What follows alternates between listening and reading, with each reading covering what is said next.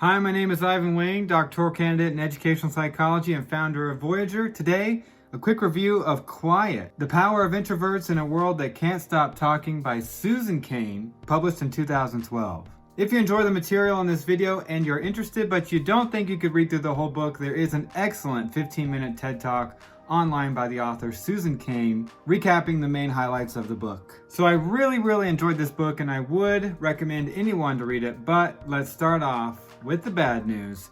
I will give the accuracy of this book a 2 out of 5 stars. Ooh, Ivan, why would you say that?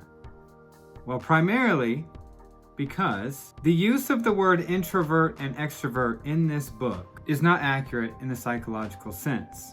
What I think is most interesting about this is the author does not admit this until the very end of the book. There's only a small 3-page section right before the glossary at the back of the book that details that Susan particularly meant introvert versus extrovert, not in the psychological sense to which degree of social stimulation do we desire, where's our perfect harmony in that mix from completely extrovert, I want to be around a large group of people all the time, I want to be talking, versus introverted, I want to be by myself, but I still want to be socially connected at some points in my life, but I don't need as much exposure in general. Instead, Susan Cain is saying the man of action, someone who acts before thinking, and she labels that person an extrovert, versus the man of contemplation, a person who sits around and thinks a lot before choosing to speak or do anything, and that is the individual that she labels an introvert in the book. Now, the book does address the wrongful assumptions we place on those who tend to be more introverted, especially in Western societies who tend to prioritize and idealize an extroverted personality.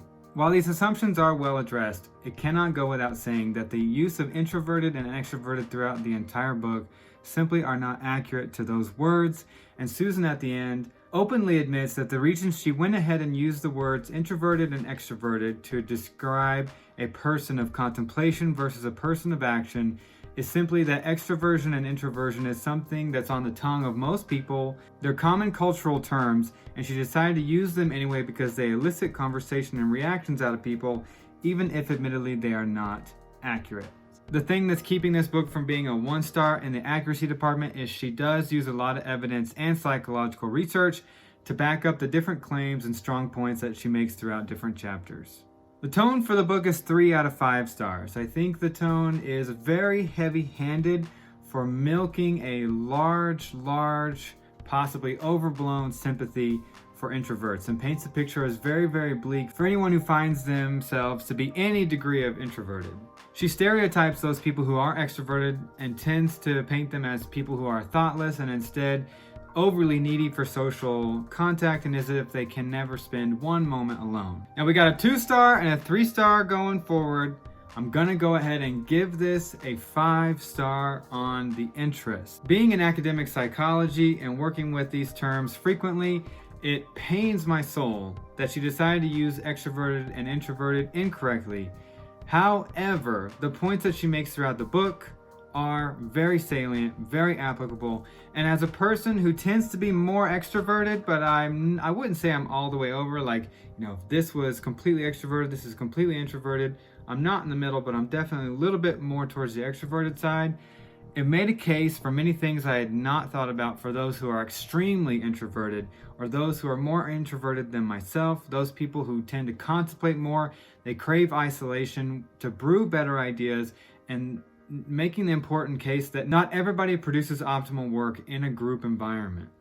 She makes excellent points that certain cultures tend to value certain levels of extroversion versus introversion. She makes a very strong case against charisma being a requirement for good leadership. And the chapter on isolation being an important and crucial aspect of good decision making and great ideas was something that I hadn't thought about as much before, and I really enjoyed it. So I went back and forth with myself, struggling with the overall rating I was going to give it. And I try not to do half stars, but I'm going to go ahead and give it 3.5 stars. I couldn't give it 3 stars because of how much I enjoyed it, but I also couldn't give it 4 stars because of these inaccuracies. And so I think I've landed square in the middle of 3.5 stars.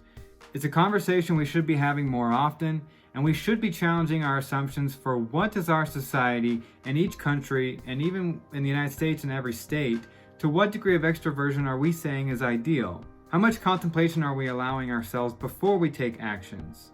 And are we setting our schools up, and are we setting our workplaces up to do a disservice to people with varying degrees of extroverted or introverted personalities? The chapter on workspaces and how collaborative they've become in the last 20 years was kind of shocking, and I think it's a super interesting and honest look at the way the workspace is changing.